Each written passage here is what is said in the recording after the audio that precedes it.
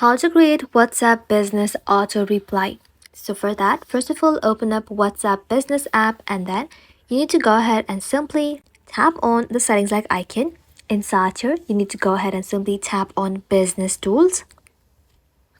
Now, scroll below and then select Away Message. If you would like to reply when you are unavailable, and now inside here, choose Greeting Message to welcome new customers automatically.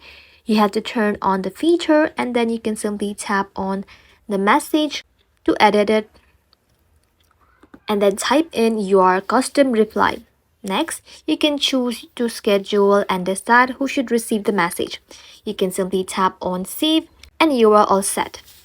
Now your customer will get an automatic reply even when you cannot respond right away. That's it. Thank you for watching. If this video was helpful, consider subscribing to our channel and liking this video.